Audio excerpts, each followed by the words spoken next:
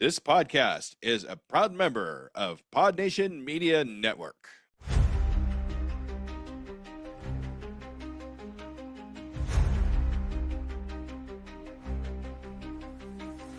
Flicker of reels, the shadows crawl. Curtains rise, a ghostly sprawl. The frames are whispers, the stories call.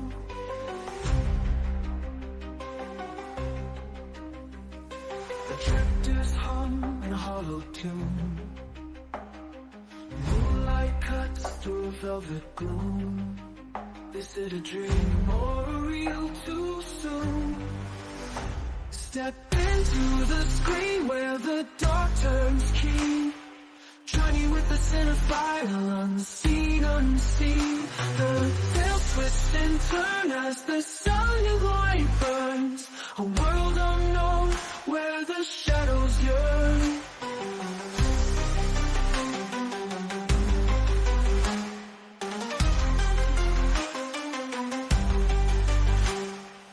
Hello and welcome, listeners, to Journey with a Cinephile, a horror movie podcast, where we take a deep dive into the world of horror cinema, from the eerie classics to the latest spine-chilling releases. Join me as I explore the history, themes, and artistry of horror one film at a time. Whether you're a seasoned horror fan or just stepping into the shadows, this journey is for you. So dim the lights, embrace the fear, and let's talk horror. And let's do that on episode 337. I'm your tour guide of David Garrett Jr., recording out of Columbus, Ohio. So for this episode here for you is going to be my first scouring through the sixes, as the first one is going to be The Devil Doll from 1936. So this one actually kind of works out well because this was the next one up as I'm working through my list of horror films that begin with the letter D. And then I'm also going to be pairing this up with, I moved some things around because of just how the schedules for movies being shown at the theaters were. So I ended up going to see Faces of Death, the one from 2026 here. And so those will be the two featured reviews that I have for you. And then for mini reviews, I have my Scouring Through the Sixes rewatch of Chopping Mall. And then I have a screener of Touch Me as well as The Whistler. And then I gave a rewatch to the film Primate. And then I'm also going to end this out with a documentary of In Search of Darkness, the one from 1995 to 1999, because that is on Shudder. So I don't think there's anything else. It's going to be a little bit shorter of an episode, I'm assuming. So I just want to kind of warn you there. But let me go ahead then just say thank you so much for listening, and I hope you enjoy coming on this journey with me. Hello, I'm Mark, host of the Project Football podcast. If you're into your football, even just a little bit, and don't mind a decent slice of football-related randomness and some new music thrown in on the side, then this may well be the podcast for you. My guests discuss their history with the team they support, pick their best 11 in a trip here through time, and pick out moments in football history they'd like to have experienced from a particular individual's point of view in 4-4-U. As well as that, there's a few other guest segments that deliver on the aforementioned randomness in copious amounts. If this sounds like your sort of thing, check out the podcast on all the usual audio platforms, as well as on Twitter/X at proj_foot, Instagram at Project Football Podcast, and on Facebook, if you just search for Project Football Podcast, you'll find us there. Give it a listen, you might even like it.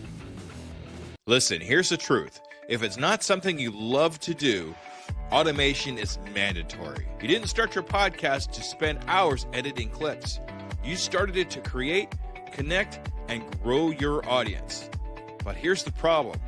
Every other platform works with video podcasts, and manual editing eats up your most valuable asset, your time. That's where Opus Clip changes everything. Upload your video, and Opus Clip will automatically find the gold nugget moments, auto-clip the captions for the best parts, perfect for TikTok, Reels, and Shorts. 1 hour-long episode becomes 10, 20, even 30 viral-ready clips in minutes. The tool even predicts each clip's viral potential, so you know exactly what to post. No more tenuous editing, no more wasted hours, just you staying in the place that you love to be, creating content that matters. Head to podnationopus.com for your free trial and get back to doing what you do best. Stop editing and start creating now. And for my first mini review here is going to be Chopping Mall from 1986. This is directed by Jim Wynorski, who co-wrote this with Steve Mitchell. This stars Kelly Maroney, Tony O'Dell, and Russell Todd.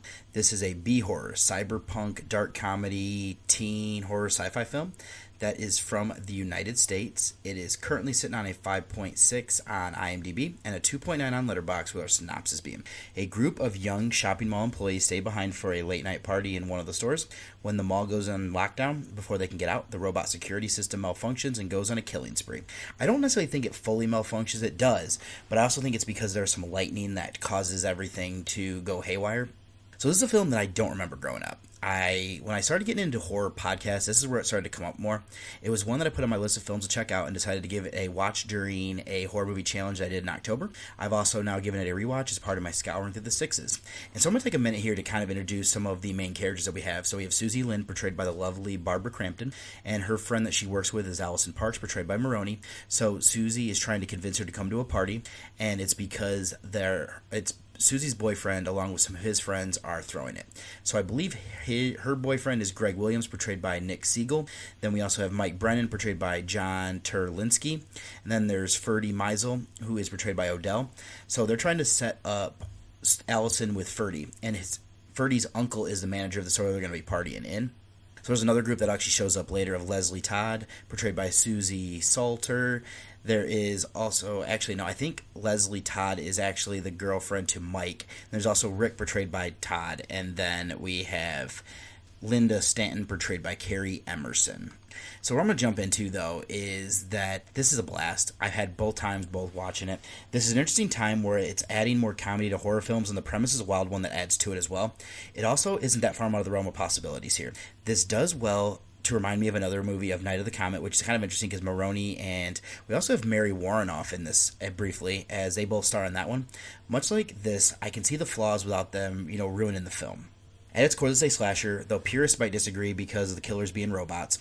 I call it a supernatural one, playing with the idea that a foolproof technological system can fail. It is plausible that a lightning strike could disable some of the safeguards. The movie further succeeds with its meta elements, as we have sci-fi posters in the restaurant. Allison and Ferdy are watching Attack of the Crab Monsters. It also kind of seems like some of those movies are actually made. I know Attack of the Crab Monsters, I believe, is a Roger Corman film. I believe Corman kind of had his hands in this one a little bit, and so did some of his team. Lastly, there's also various quotes that are from other films in this. These touches highlight the creator's clear understanding of the genre. So the narrative has some flaws. There's some conveniently placed gun store that provides characters with firepower. It's also the 80s, so that is also that. While this feels like a plot device, it could be more plausible given contemporary gun culture. Hosting a party knowing the mall undergoes a total lockdown is a questionable choice. Additionally, the inconsistent and surprisingly high intensity of the robot's lasers, that kind of raises some questions as well. So I'll also include some themes here. We see the perils of unchecked technology. It's ahead of its time there, to be honest. Even if the robots do look cheesy, there is a charm there. This obviously is looking at consumerism and mall culture, especially with the opening montage with the credits. There is some youth rebellion against authority by throwing this party in the mall. There's also reverts here to survivalism against this greater threat, which is man versus machine. So moving to the acting performances, Maroney is charming. I appreciated her character's growth from a timid nature. Odell is equally effective as her counterpart. Crampton is stunning. While this might be the most annoying character I've seen her play, I do think there's a purposeful contrast here between her professional competence and how she stays so cool there and the panic during this crisis. I'd say Todd, Emerson, Siegel, Terlinsky, and Slater provides some good support there for the rest of the team that are kind of moving around there. We also have cameos here by Warrenoff. I also wanted to bring up as well that we have Paul Bartel as Paul Bland. There's Walter Paisley, who is portrayed by Dick Miller, and we also have Garrett Graham portraying a technician named Nestler.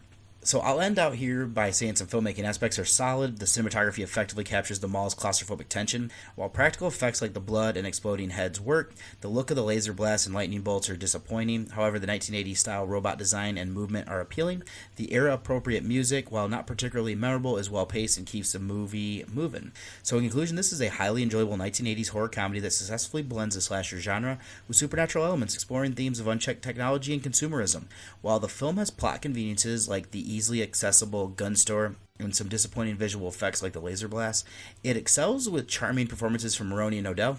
effective practical effects, and a claustrophobic cinematography that heightens the tension. Overall, this viewing experience is a blast, solidifying its place for me as a fun and effective piece of 80s cinema, and I give Chopping Mall a 7 out of 10. Then I have a screener up next for you here of Touch Me. This is from 2025. This is directed and written by Addison Hyman. This is starring Olivia Taylor-Dudley, Lou Taylor-Pucci, and Jordan Javaris. This is an alien invasion, B-horror, body, dark comedy, sci-fi horror film that is from the United States.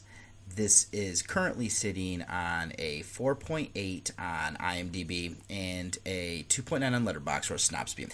Two codependent best friends become addicted to the heroin-like touch of an alien narcissist who may or may not be trying to take over the world.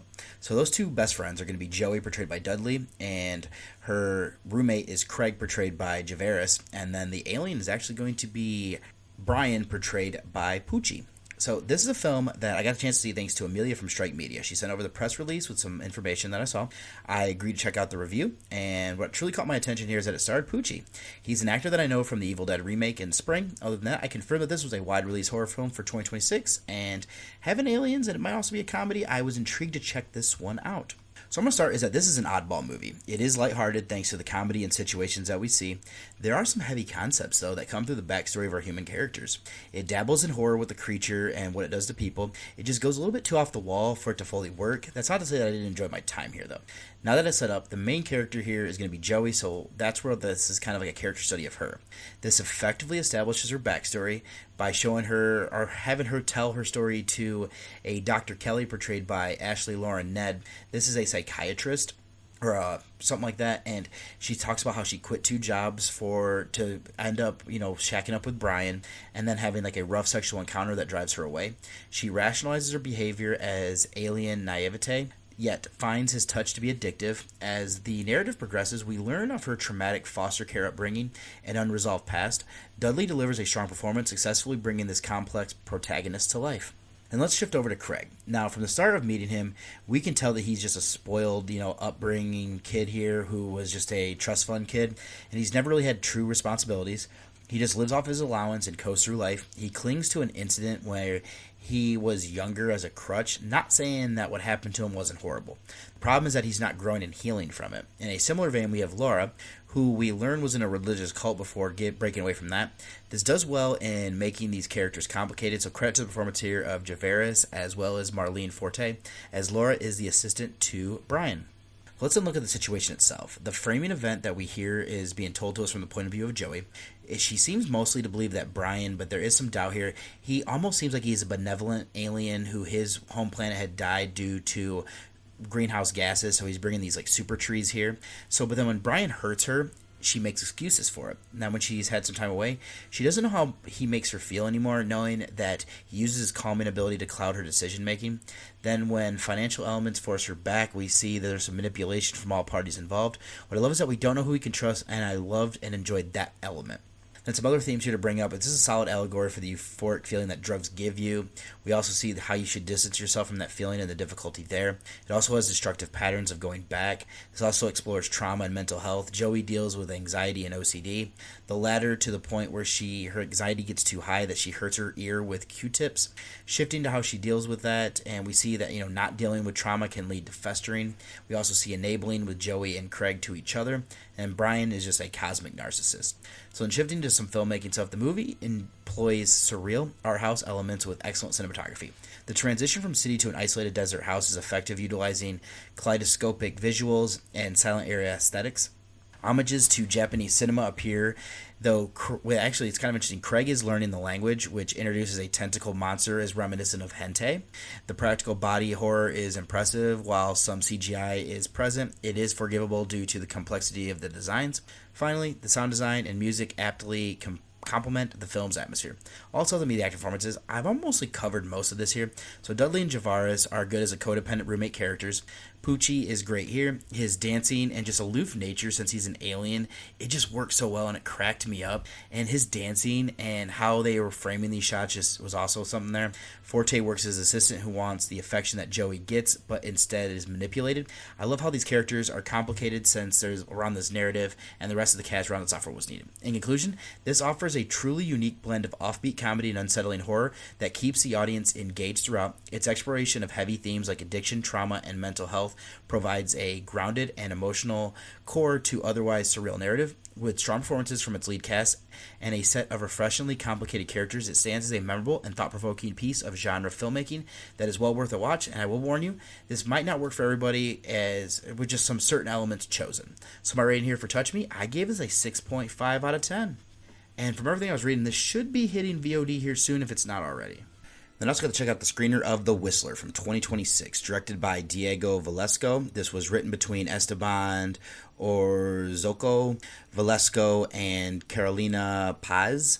This is starring Juan Pablo Raba, Diane Guerrero, and Indira Serrano. This is a horror mystery thriller film. This is a little bit folk horror, I would say, and doing a little bit of ritual stuff in there as well. And this is a co-production between Venezuela, United States, and Colombia.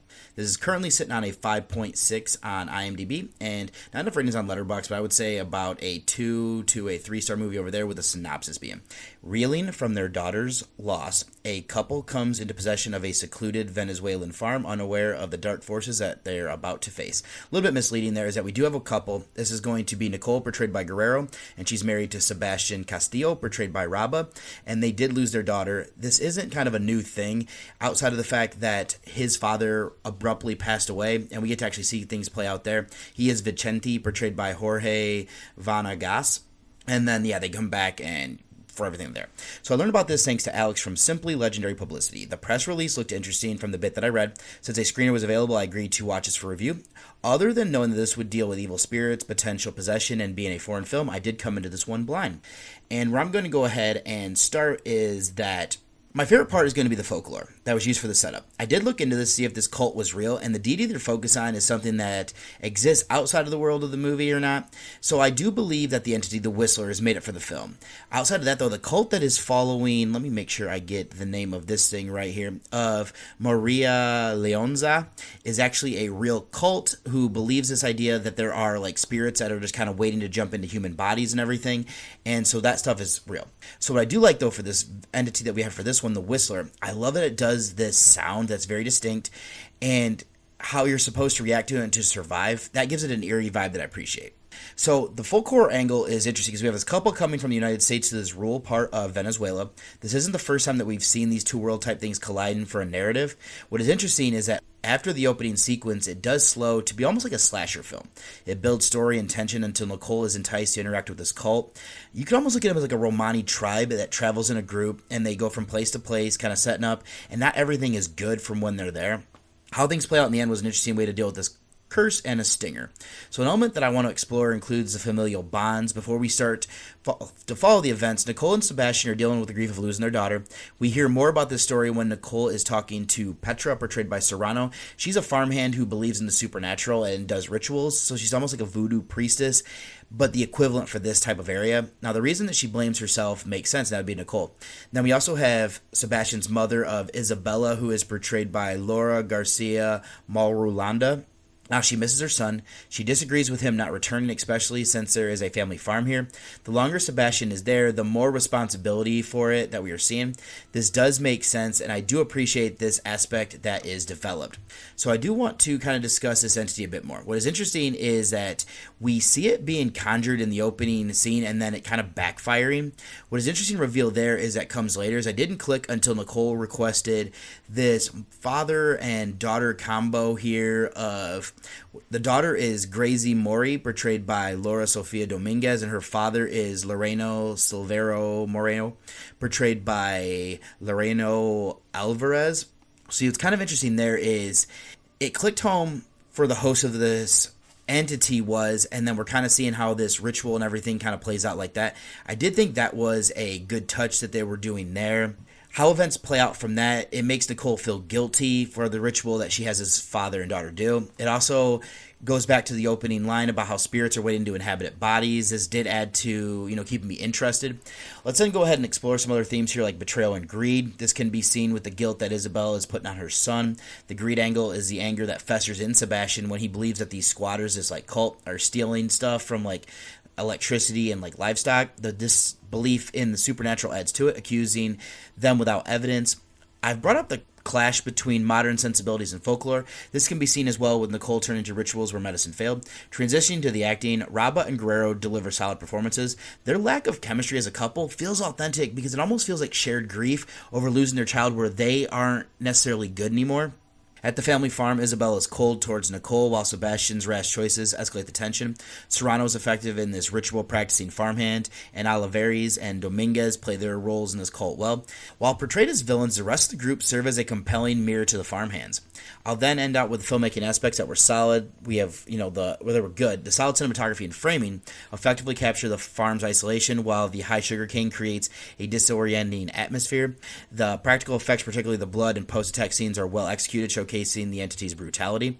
The signature whistle successfully blends dread, despite minor lore inconsistencies, and the music enhances the overall atmospheric tension. So in conclusion, this is a compelling folk horror film that effectively uses Venezuelan folklore, especially the Maria Leonza cult, to build a story of grief, greed, and supernatural dread. The narrative successfully explores deep familial bonds and the clash between modern disbelief and ancient rituals, culminate in an interesting reveal with the titular entity.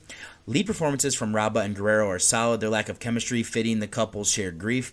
Ultimately, the film is lifted by its strong filmmaking, which includes solid cinematography, well-executed practical effects, and the signature whistle that consistently enhances the dark and isolated atmosphere of the sugarcane farm. So my rating here for The Whistler, I actually gave this one a 6.5 out of 10, and this should be hitting VOD here soon if you are interested. And then my last little mini review here before I jump over to doing a documentary is going to be Primate. This is from 2025, wide released here in 2026. This is directed as well as co-written by Johannes Roberts, and then Ernest Riveri is the one who helped write this. This stars Johnny Sequoia, Jess Alexander, and Troy Kotsur.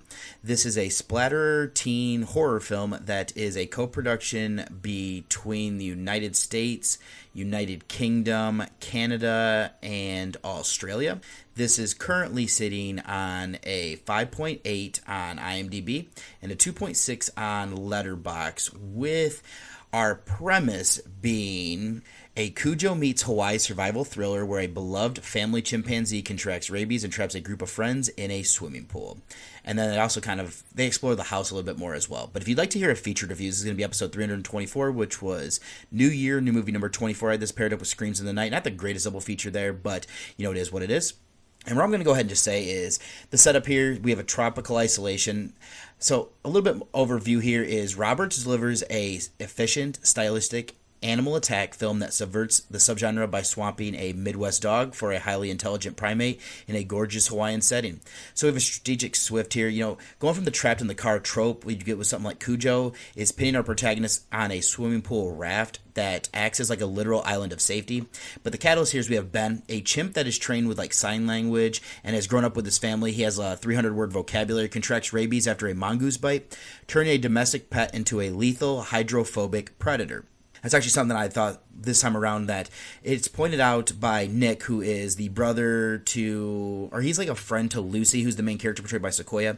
Now she hangs out with Kate, who is portrayed by Victoria Wyant, and then her brother is Nick, portrayed by Benjamin Chang. And they also bring a friend, Hannah, portrayed by Alexander, but Hannah and Lucy kind of butt heads here. But there's an interesting thing here is that Nick brings up that Ben can't swim, and Ben is actually Miguel Torres Umba, who is doing like the stop motion, or the motion capture type stuff, I'm assuming.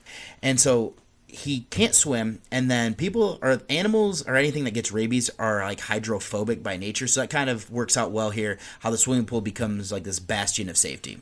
So some themes and execution here. Man versus nature. This explores the illusion of domestication. Ben isn't just a monster. He's a family member that adds a layer of emotional hesitation for the sisters Lucy and then her sister Erin, portrayed by Gia Hunter, as they struggle to survive this de-evolution. So there's also like a Congo connection here. A nod to the 1995 cult classic. Ben uses a tablet to communicate. This provides moments of dark comedy that balance the film's brutal practical effects, like somebody dies and this chimp literally keeps hitting dead, and that is just kind of morbidly funny. So Roberts utilizes drone shots to emphasize the isolation of this cliffside house. The cinematography effectively masks the seams of the CGI chimp, brought to life via motion capture performance by Umba, like I was saying earlier. And I mean, it almost like they do keep the eyes, and that almost adds like a humanistic layer to this. So for me, this is a high stake, no one to save tension, and a soundtrack that pays homage to things like Halloween and Phantasm. While the younger cast, their interactions feel authentic. Some characters were quite annoying, especially these guys they meet on the plane, but it serves almost as like slasher trope fodder. This is a standout for the animal attack genre that balances genuine scares and surprising emotional core, and this goes brutal at times with some of the attacks, so that's something I also wanted to give credit to. But for me, after both watches, this has solidified its rating for me as an 8 out of 10, and I would recommend this. This is a fun movie to check out. Especially if you like eco horror where you have like animal attack stuff, as this is almost like a slasher film where the chimp is the killer. And I got to check out the documentary In Search of Darkness, 1995 to 1999, Journey Back to Iconic 90s Horror. So this is from 2025. It was written and directed by David A. Viner. This is featuring the likes here. I'll get into this more, but we have Gilbert Adler, A. Michael Baldwin, and Timothy Balmy.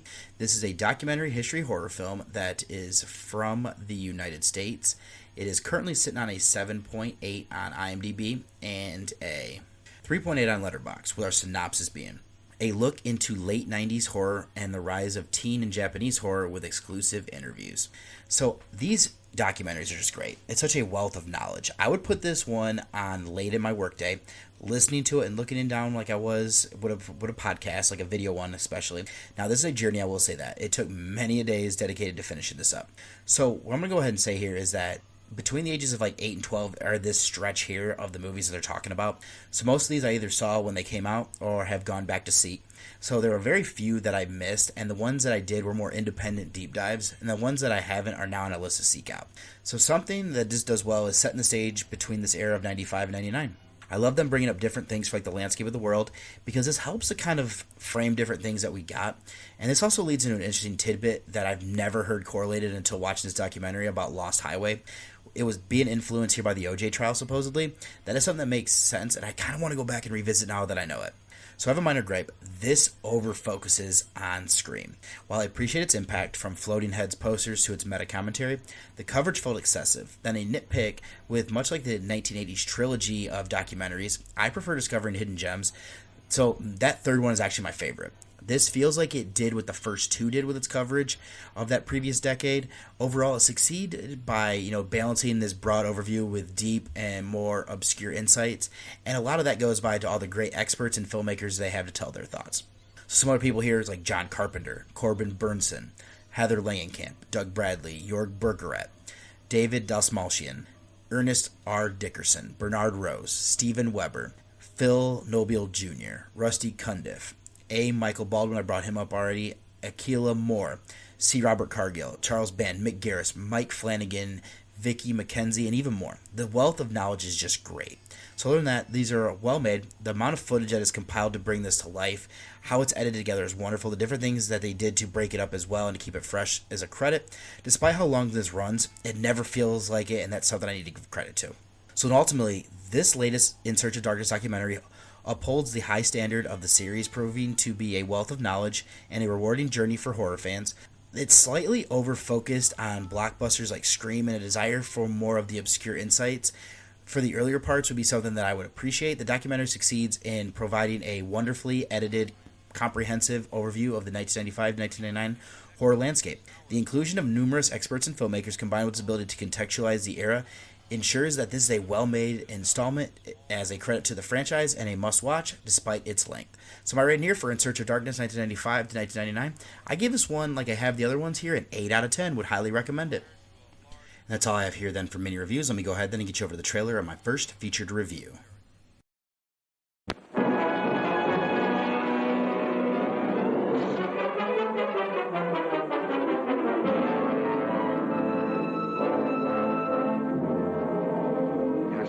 Statement by the prefect of police today, it was admitted that Paul Levon, former bank president, convicted of looting his own bank and killing a watchman, escaped from prison 4 months ago. Thank you 1,000 times, monsieur. You'll never know how happy it makes me to leave one of my dolls in your beautiful home. There's something in this house. This is an authentic little replica itself. Isn't it? Hello! Whatever you are, in God's name, listen and have mercy. I'll confess.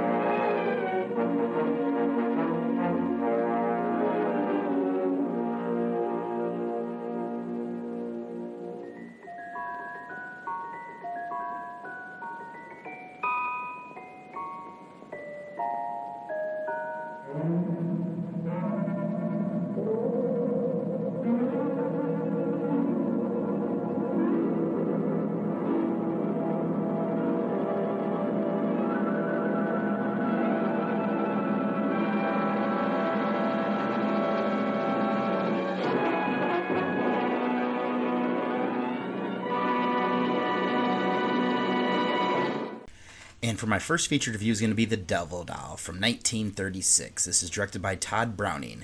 Now we have a few different writers here. It looks like the screenplay is actually done by Garrett Fort, Guy Endor, and Eric von Stronheim. This also is getting credit here to Todd Browning for coming up with the story. This is from the novel Burn Witch Burn by Abraham Merritt. And then a contributor to the dialogue who was uncredited was Richard Shayer. So this is an escaped convict uses miniaturized humans to wreak vengeance on those who framed him. I know I kind of jumped ahead to do that there, but this is a drama horror sci-fi film. It is from the United States, currently sitting on a 7.0 on IMDb and a 3.4 on Letterboxd. I've already given the synopsis there, and so this is a film that I learned about when picking up the DVD as a second part of a double feature. So the other film on it was Mad Love, which I actually watched as a Voyage to the Fives film. The title I thought was kind of cool. So this was listed in the Horror Show Guide Encyclopedia, which I'm going to read that blurb here in a minute. What I didn't realize until settling in to watch this was that it featured Lionel Barrymore, and the director here was Todd Browning, which it sounds like it's not technically uncredited from what I was looking at one point. So it sounds like this might have been when he was a little bit more in hot water. Other than that, I did come into this one blind. So let's start here looking at the featured notes then, and I'll start with Browning, who has been brought up before. He directed 47 features and 6 shorts. I've seen 4 for 8%, all in horror. I've seen Dracula, Freaks, Mark of the Vampire, now this. I have not seen Unknown, or The Unknown actually, or The 13th Chair, and he also did The Lost, London After Midnight. So I've seen 57% of his horror output. Then there's some assistant directors here, and first is going to be Harry Sherrick. He worked on 12 things, and I've seen 2. So he did come up for Mark of the Vampire as well, so I've seen 16% of his output. He did one other one in genre with The Unknown. Then to the writers, I'll start with, so actually for Harry, that would give me then, it sounds like 66% of his horror output. So then to the writers here, let's start with Fort. He did 40 films, and in one short, I've seen 5. He did 7 in horror. I've seen Frankenstein, that'd be the OG. Dracula, the Spanish version as well, he's given credit for. Dracula's Daughter, and now this. I have not seen The Mad Room or The Man in Half Moon Street. So then Endor is a guy who's been brought up before with Mark of the Vampire as well. I've seen 2 of his movies. He did 10 total, so 20%. They are the only 2 I ever did in genre, so I'm at 100% there. The next is going to be von Stroheim. So previously I brought him up as an actor. This is the first of his 10 motion pictures that I've seen as a writer, only one in genre. Now Browning did help with the story as well, so I'm going to give him credit here. This is the second of his 13 that I have seen, which is 13%. I'm just missing The Unknown and 2 different versions of London After Midnight for the horror genre. So looking at here, looks about 40% there, because I think he has 5 total. I'll then be brief here, because I brought up Barrymore here just a couple weeks ago, or last week, something like that. So I've seen 4 of his 151 features for 2%. I have now seen 3 of his 4 horror output. I'm just missing The Mysterious Island. Then his co-star of O'Sullivan is interesting. I read that she's actually the mother of Mia and Tia Farrow. The first of her 82 films that I've seen. She has 10 shorts as well. Only foray into horror. Then last is going to be Lawton, who actually I'll get into him as he's kind of interesting as well. But he's been in 24 movies and 2 shorts. Not horror. I've seen The Skin Game, which is an Alfred Hitchcock film. Did 2 in horror, and I've now seen both, with the other one being The Invisible Ray. And then to read this blurb here from the Horror Show Guide Encyclopedia, though Todd Browning is best known for Dracula and Freaks, this is his most wonderfully maniacal work. Levant, brilliantly played by Barrymore, at times in drag, is an escaped convict out for vengeance against the traitorous ex-partners who framed him. His means are miniature creatures and people manufactured by the mad-bugged Melita, portrayed by Rafaela Otanio, who appears to be closely related to Elsa Lanchester's Bride of Frankenstein. The second half is less bizarre and more sentimental than the first, but the film is a sleeper that deserves a much larger audience. And the interesting thing here is Lawton plays a character named Toto, who is fiancé to Maureen O'Sullivan's portraying Lorraine, daughter of an escaped convict. Barrymore out for revenge and deviled out. Oh, actually, I realized I thought there was going to be a little bit more there, but I was kind of misinterpreting some of the things there. And actually, let me go ahead and run through the rest of the cast now that I've kind of done that. I've already brought up Otino. I think it might be how you say that one, but there's also Robert Gregg, Lucy Beaumont, Henry D. Waltham, Grace Ford, Pedro D. Cordoba, Arthur Holm, Juanita Quigley, Claire Dubray, Rollo Lloyd, E. Alwyn Warren, Gene Alden, King Baggett, Egon Brecker, and Robert Ducodic. All right, then, so that should be enough for the stuff to get us set up here. And we start this with the police trying to find somebody. The area they're looking is overgrown, and they have dogs aiding them. The two are going to be Paul Levant, portrayed by Barrymore, and Marcel, portrayed by Walt Hall. So they've escaped from prison. The duo are headed to a cabin that belongs to Marcel. Living there is his wife, Melita. In his absence, she's taking in a simple girl as like a servant almost, or like just as like a maid, who she is Lachna, portrayed by Ford. The two men make it there, and they're taken inside. So it is here that we learn more about both of them. It sounds like Marcel was in prison due to a medical experiment that was considered negligent. Paul was convicted to life imprisonment due to embezzling a large amount of money. He claims he didn't do it, but was framed. It is then in this cabin that Paul sees what the couple is doing. They've been able to shrink dogs down to the size of toys due to this. They don't move around unless they're thought to, like they're thought at. It's really weird, allowing them to gain some life back. Marcel needs to rest, but instead keeps working. So Paul comes in and sees what's been going on since he was out. Marcel has shrunk down Lachna, claiming that he also fixed her brain in the process. Marcel then has a fatal heart attack. Melita looks to Paul, wanting him to continue her husband's work. He refuses, but sees an opportunity. He has been planning to go to Paris to get his revenge. We then shift over to the big city. Word has made it around here that at least to the trio who framed Paul, and they are nervous, so they are, his former colleagues. They are Emile Colvette, portrayed by Greg, Charles Matin, portrayed by D. Cordoba, and then we also have Victor Radin, portrayed by Hull. Now, there's a bold move here that they do to offer a reward with the money they stole in order to capture him.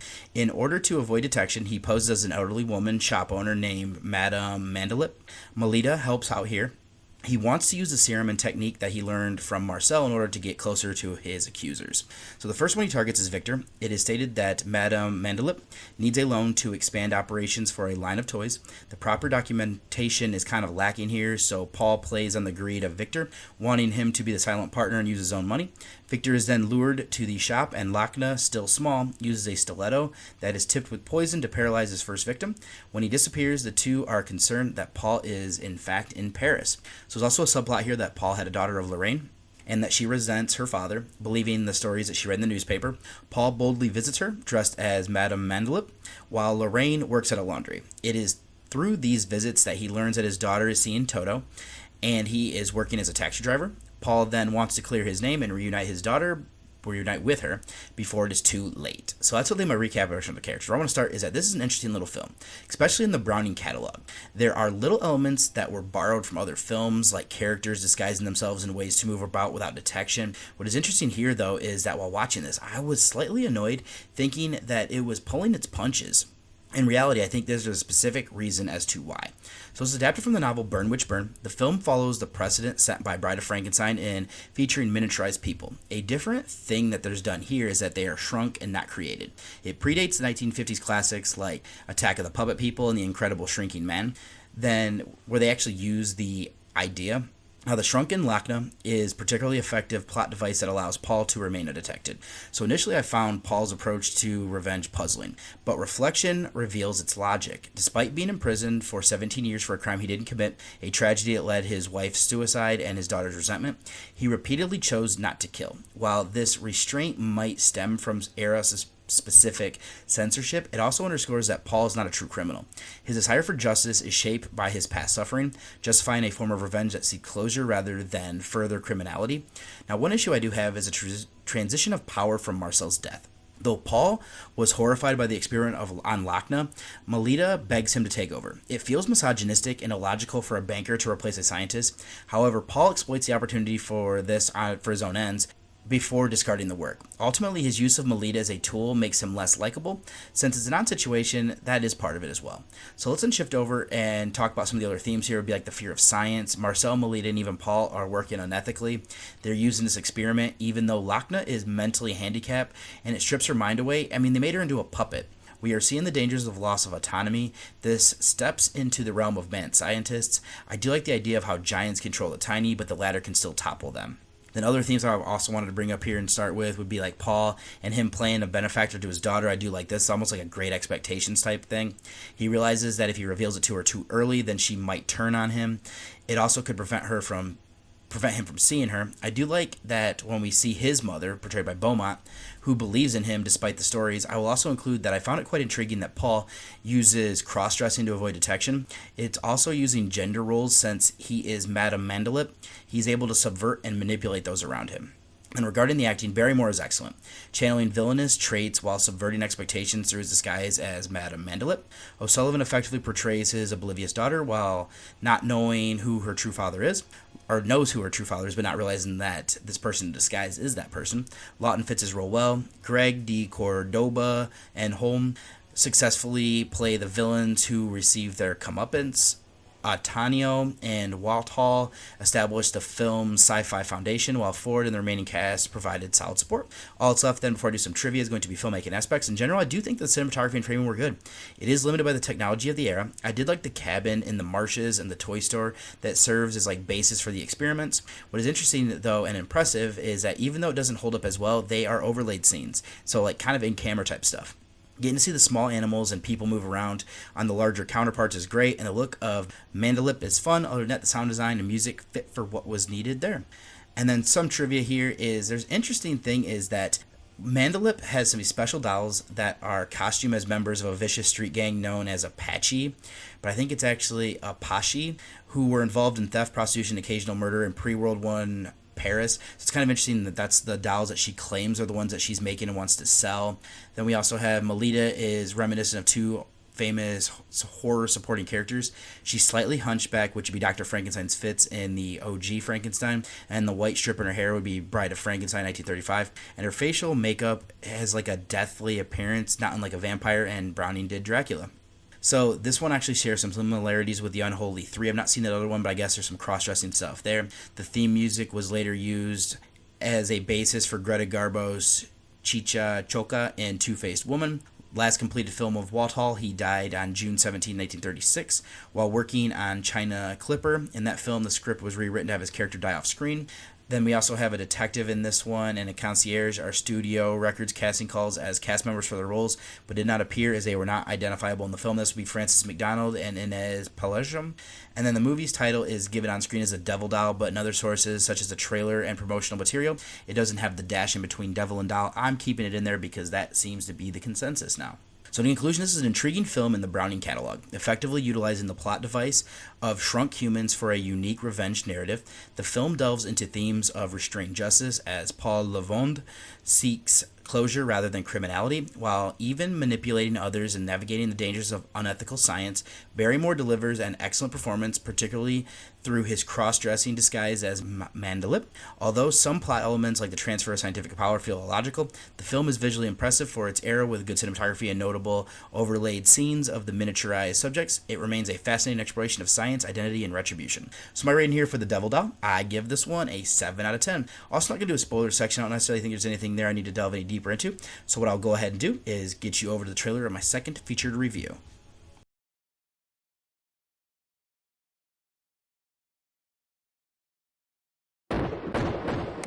Here at Kino Moderation, we protect people. The young, the innocent. When you come across content that violates policy, flag it and move on. You may be tempted to look into it outside of work, Don't even think about it if you can help it. Now it is time to witness the many faces of death.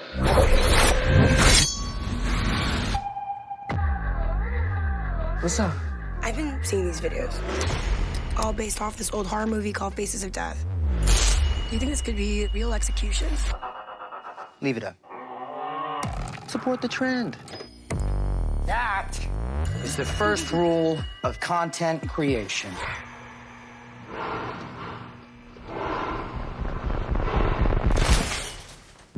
Give the people what they want. Many faces of death. You need to listen to me about these videos. I need to do something.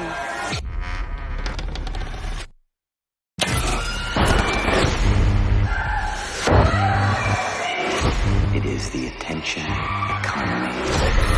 And baby, business is booming. Many faces of death. What are you watching? Want to see?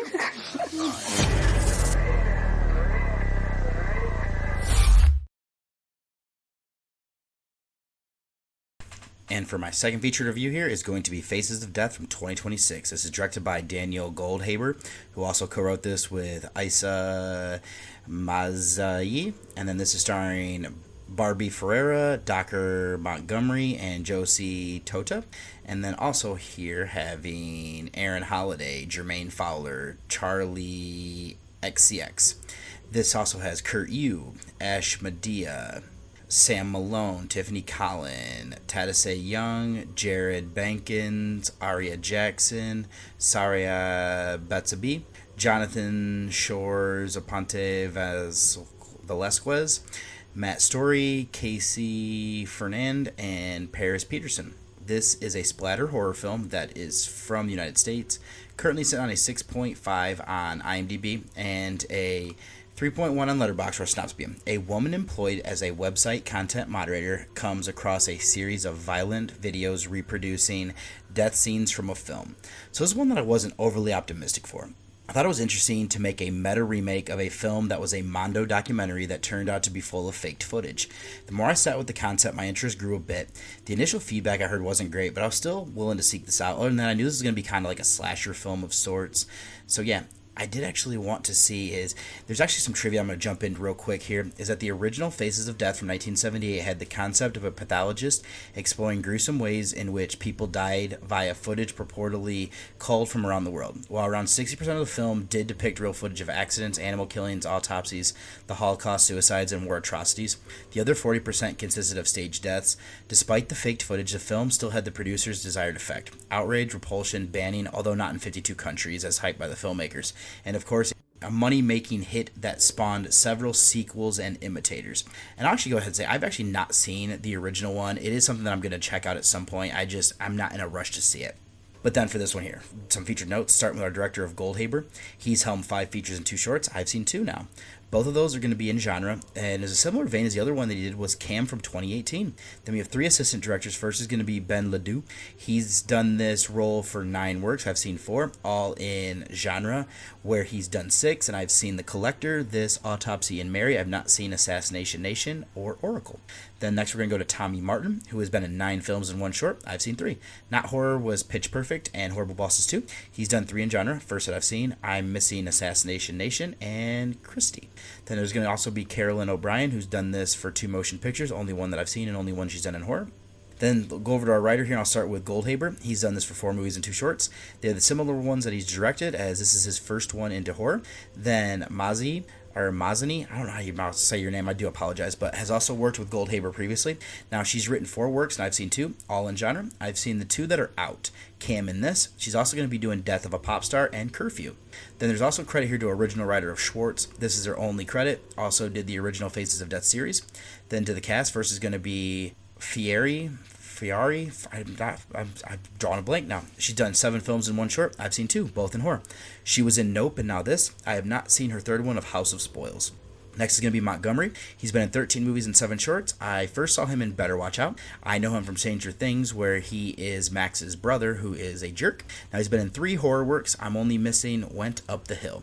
Then last is going to be Tota, and that is going to actually be Josie Tota. I don't know if I said her name or not, but I want to make sure I did there. But she's been in 8 features and 1 short. I've seen her in 2. Not horror, she was in Spider-Man Homecoming. This is her first foray into the horror genre. So we start this off here with Margot Romero, portrayed by Fieri, doing her job from the synopsis. She is the website content moderator. Now, she's efficient and quick at what she does. The gist of what she does is she watches videos that have been flagged and has to determine if they meet their standards. It's a TikTok-like app called Kino. It truly comes down to making sure that they're not using like nudity or simulating sexual content. There is a spot for her to put in notes. So there's a video that she sees of somebody being beheaded, and it makes her pause, but she thinks it's fake. Then to give more information about her, she is pretty much completely offline outside of work. There was a tragedy that took the life of her sister. It seems like it made her infamous on the internet. Now she lives with Ryan, portrayed by Holiday, and now they knew each other growing up. Now the job that she has, she got through the help of her boss, Josh, portrayed by Jermaine Fowler. He is doing well, and she's doing well at her job, and he even allows her to do like a new hire orientation. What is interesting though is there's things that she says that we see that soon after she is not going to be following. So she tells them a big thing is not to take a job home. It's against their NDA. So she breaks the rule that she sees a video of somebody being killed in an electric chair. It is similar to the beheading with the production value. It looks very similar. The usernames aren't the same, but they are once again close.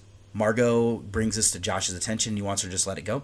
When she sees a third of somebody being scalped and their brain removed, she has to make sure that it isn't real. Now, something that we did learn earlier is that Ryan is into schlocky movies of the past. Like when Margot comes into the apartment the first time, he's painting and watching the original Blood Feast. Now, when she goes onto Reddit with his laptop to see others think of the videos that she's seen, they direct her to the original Faces of Death. These are being recreated scenes. There's also some commenters stating that they think it's real as well. Also some who are naysaying it, but you know, you're going to have that on either side there. And then it comes around to this part that we meet our villain. He is a nondescript life. His name is Arthur Spevik, portrayed by Montgomery. He's a manager of a local like cellular phone store, something like that. We see him scrolling through Kino and comes across Samantha Gravunsky, portrayed by Tota. He uses his system to track down her information and then kidnaps her. She is not the only one who is becoming part of his art. Margot is looking into the videos deeper, causing her to spiral and popping onto the radar of this psychopath. So that's really my recap and our show of the characters. Now that I set up, I don't hate what we're doing here. Faces of Death was a film, like I said, I tried to watch when I was younger, when I was probably like a teen. My mom warned me about it, but we still rented it. At the time, I'm pretty sure I only got past like the first like 5-10 minutes. We all thought everything in it was real, so I stopped quickly. It did spark a franchise and even a spin-off, I think, called Traces of Death. They're on my list to seek out. I just haven't gotten around to it yet. Now that it's set up, I do think we have an interesting route that we go. My initial thoughts are this reminded me of something like the Town That Dreaded Sundown remake or Book of Shadows Blair Witch 2. They're acknowledging that Faces of Death exists here.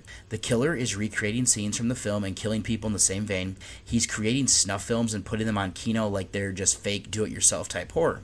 So I like the commentary here about violence and how it's accepted when Josh tells her to move on, saying that this is the trend. Then sticking with this idea, Margot is an interesting character. She was made infamous due to a filming of a video for Kino, and her sister dies in an accident because of it. She gets recognized in public and tries to just avoid it. This notoriety has caused her to have a phone with no internet. She also took this job as a moderator to hopefully make the internet a better place. That's not what she's doing, though. She is following her job's guidelines. It isn't until the series of videos that she stands up for what she believes in. So this goes over the top with how mainstream we're seeing the videos are. I'll admit, I remember one Christmas with my family as we spent time together near the computer looking at Rotten.com, seeing different death videos and pictures of people who have, for autopsy stuff. It's definitely a core memory. I know others who did similar things. It took knowing about the site to find it, not on a mainstream application like this. I do think this is going a little bit too heavy-handed. Now, as a counterpoint, there are things that you can just see out there, like I know of a certain person over on Twitter, and there's a commentary that I can also overlook while also thinking that there are some merits on both sides. Then other themes also include here, despite things that I have some slight issues with, is we still have digital desensitization to violence. It drives high engagement until it goes over the line. Something I found interesting is that the moderators on this application take down videos to show you how to use Narcan because technically that's drug use, or like condoms because that's simulating sexual acts. But these videos that are thought to be like simulated murder get through. There's some gatekeeping here. The problem then with the idea is what that's like. made the original infamous are what we seen as real. It could also be seen as the dark side of online subcultures. Now, moving then away from this to the story to like over to the acting, Ferreira is effective in her as like their lead. Her character's lack of credibility due to the past viral video adds a compelling layer. Now, she portrays her gas-lighted state well. Montgomery excels as this villain, using his like disarming, nondescript appearance to navigate authority. Tota is convincing as his vapid influencer, while Holiday effectively bridges information gaps as a horror enthusiast. Fowler, Charlie XCX, Kurt Yu, and Medea provide solid supporting roles in their performances as well. All that's left then, before I do some trivia, is going to be filmmaking aspects. This is where I think this shines. The cinematography and framing are good. I love the use of video, like murders that we're seeing. It isn't until later that we see them fully play out. This looks practical with the effects, and I'm a fan there. The use of technology is interesting and terrifying. It's capturing this generation well. Other than that, the sound design worked. I loved incorporating the narration from the original film on top of the videos. The music also fits what was needed there. Then just a little bit of stuff here, some marketing controversies. The film's promotional materials have faced significant censorship. YouTube removed an early uncensored teaser for graphic content, and theater owners have reportedly refused to display certain posters because the imagery was considered too intense for public places. So this is also being set in 2024, and the reason is that modern AI video technology, it would kind of hurt the is it real or fake tension a little bit more. Goldhaber's interest in this was about the cycles of media violence began after he briefly worked as a content moderator for a social media startup. He found it to be a fruitful world to be set a horror movie in. So this was filmed between 2023 and 2026, or it was filmed back in 2023 and got released here this year. The 2023 Writers Guild of America strike began during principal photography. Production still managed to successfully wrap up 10 days after the start of the strike. When Goldhaber and Mazzei began pitching the movie in 2019, they were unsure which social media platform to model Kino after.